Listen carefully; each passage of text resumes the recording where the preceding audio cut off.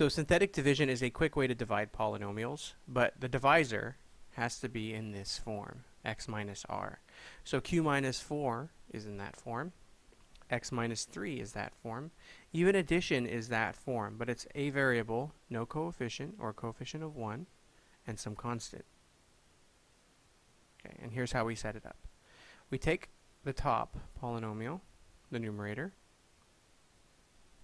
and we write it out with just the coefficients. So 1, 4, and minus 32. There's always a 1 there. Then we're going to divide it by the opposite of this number, so just 4. So if that's a minus 4, we'll divide by 4. On the next one, it's minus 3, so we're going to divide by 3. And here it's plus 1, so we'll divide by minus 1. The whole idea is whenever we're dividing, you would multiply and then subtract. And when you subtract, you have to change signs. Just change them from the beginning, and now we don't have to worry about it. Okay, so now we can start dividing. So we take this first number, the 1, and we bring it down. And that's the start. We're then going to take the 4 and the 1, and we're going to multiply them. So 4 times 1 is 4, and that's where we place it. So whatever we get for that product, we place here. Now we can add them. So 4 plus 4 is 8, and we do it all over again. 4 plus 8 is 32. Add them up is 0. And this last number that we get is always the remainder.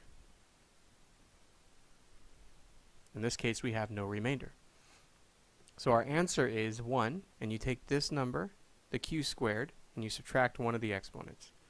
So it's just q. And just keep going in descending order now. So it's 1q, and then 8. These are now the coefficients. So just like before, we took the 1, the 4, and the minus 32, whatever we get here, we put back in front. And that is our quotient. So let's try it again. So we have minus 3. And then if you notice, we're missing something here. We are missing an x squared. We have to make sure we conclude every single term. So if there isn't one, we put a 0. Minus 2, and minus 9.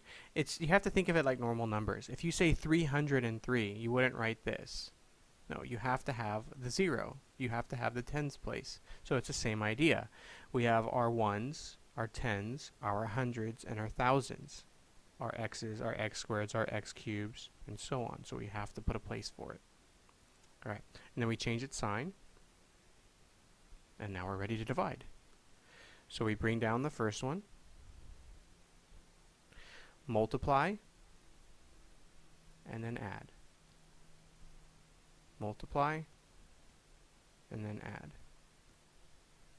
Multiply, and I'm going to use a calculator this time. It's 87. So minus 87, which is minus 96.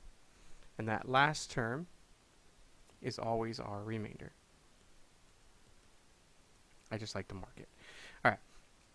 So our answer would be minus 3, and since we started with x cubed, our next one down is x squared. And then minus 9x, minus 29, and then our remainder, since we have one, we have to include it. So it's minus 96 over x minus 3. It's still remaining to be divided by x minus 3. All right, let's do one more just for good practice. So we have x7, which means we're missing x6.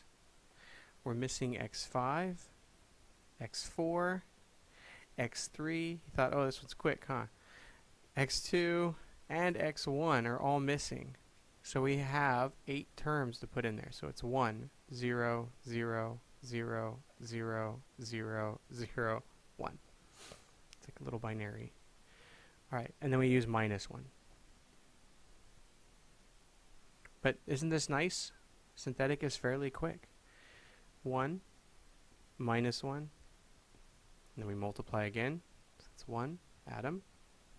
Multiply, add, multiply, add, multiply, add, and then multiply, add, and then one more, add. So we have a remainder of nothing.